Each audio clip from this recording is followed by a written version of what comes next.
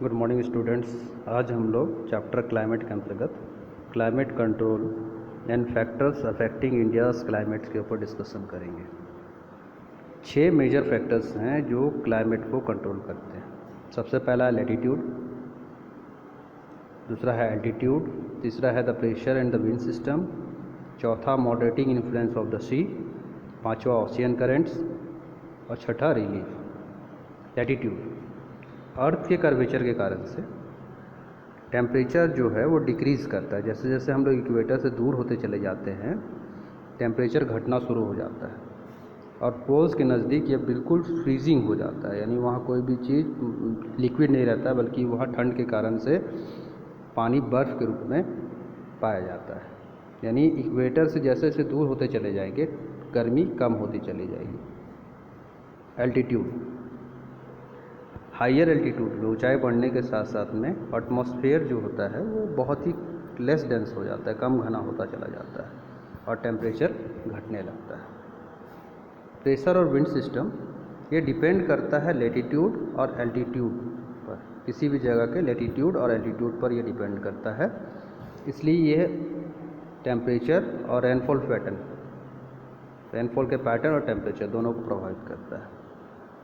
Moderating influence of the सी, जैसे जैसे हम लोग समुद्र से दूर होते चले जाएंगे उसका जो मॉडरेटिंग इन्फ्लुएंस है वो घटना शुरू हो जाएगा। समुद्र के नज़दीक के क्षेत्रों में ना बहुत ज़्यादा गर्मी पड़ती है ना बहुत ज़्यादा ठंड, सम तापमान पाया जाता है। और जैसे जैसे हम लोग समुद्र से दूर होते चले जाएंगे टेम्परेचर एक्सट्रीम होता चला जाएगा, यानी गर्मी और सर्दी दोनों ही बढ़ती चली जाएगी। ओशियन करंट, महासागरीय धाराएं, कोस्टल एरियाज़ में तटीय प्रदेशों में वार्म और कोल्ड, गर्म और ठंडी जलधारा बहती है। गर्म जलधारा तटीय क्षेत्रों के तापमान को बढ़ा देती है और ठंडी जलधारा जो है वो तटीय क्षेत्रों के तापमान को गिराती है। रिलीफ,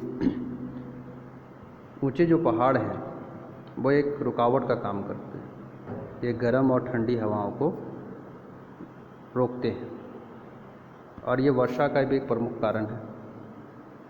अगर वो काफ़ी ज़्यादा ऊंचे हैं और उस बारिश वाले जो पवने हैं मानसून पवनों के रास्ते में आते हैं तो वो पवन को दूसरी तरफ जाने से रोकते हैं। तो जो लीवॉर्ड डायरेक्शन होता है माउंटेन का वो हमेशा सूखा रहेगा और जो विंडवर्ड डायरेक्शन होगा सारा का सारा बारिश उसी क्षेत्र में होगा। फैक्टर अफेक्टिंग इंडियाज़ क्लाइमेट, कौन कौन से फैक्टर्स हैं जो भारतीय क्लाइमेट को प्रभावित करते हैं।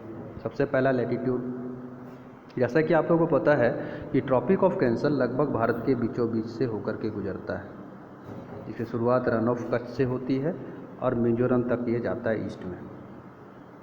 हमारा आधा से ज़्यादा जो हिस्सा है वो ट्रॉपिक ऑफ कैंसर के साउथ पे लाई करता है,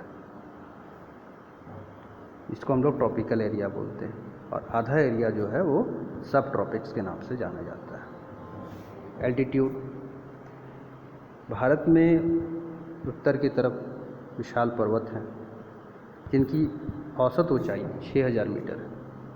हिमालय ठंडी हवाओं को रोकता है जो सेंट्रल एशिया से आती हैं और जिसके कारण से भारत में काफ़ी माइल्ड विंटर होता है। अगर हम तुलना करें सेंट्रल एशिया की तुलना में तो यहाँ पर कम सर्दी पड़ती है। प्रेशर एंड विंड्स, क्लाइमेट जो है और वेदर कंडीशंस जो हैं वो आपस में जुड़े हुए हैं भारत में, और ये निम्नलिखित एटमॉस्फेरिक कंडीशंस पर डिपेंड करते हैं। प्रेशर और surface wind, upper air circulation और western cyclonic disturbance and tropical cyclones, जिनके ऊपर हम अगली कक्षा में डिटेल में डिस्कशन करेंगे।